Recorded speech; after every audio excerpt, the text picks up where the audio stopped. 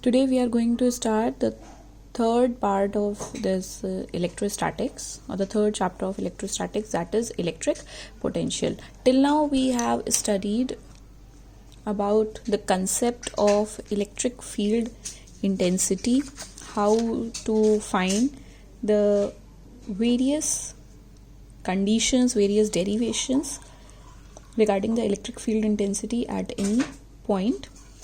Same as the case of electric field intensity, electric potential is also a way to know about the effect of electric charges, whether positive or whether negative.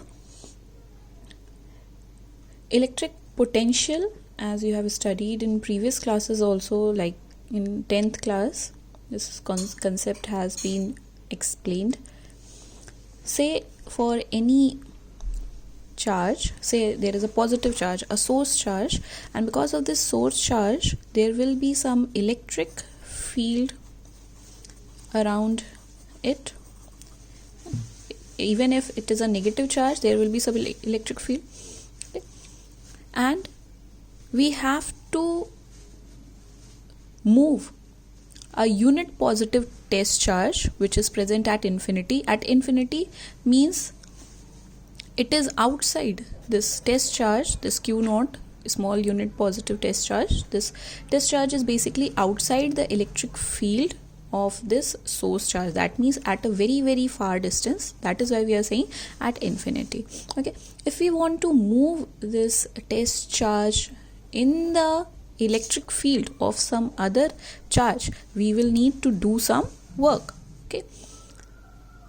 In that case, we define the electric potential as the work done by some external agent, some external force will be needed to move this test charge in the vicinity of this electric field of the source charge in carrying a unit positive test charge from infinity to a point, say a point P, यहाँ तक move करवाना है, which is present in the electric field of this positive test charge or negative charge. Okay. Hence, the potential is defined as the ratio of work done in moving a test charge from infinity to a point divided by the amount of test charge. Okay. From here, the formula, we can now write the SI unit, that is work is measured in joules and charge measured in coulombs. So the unit comes out to be joule per coulomb, or which is also called as volt. I think you will be easily able to define 1 volt when 1 joule of work is done in moving a charge of 1 coulomb, that will be called as 1 volt. Dimensions, if we talk about the dimensions, work dimension is ml to t minus 2 divided by charge. The formula of charge you already know, I equals to q upon t. From here q equals to I into t, where I is the current and t is the time. Current dimension is ampere and time dimension is capital T. Okay, so the dimension of q comes out to be A into t. That is what we have written.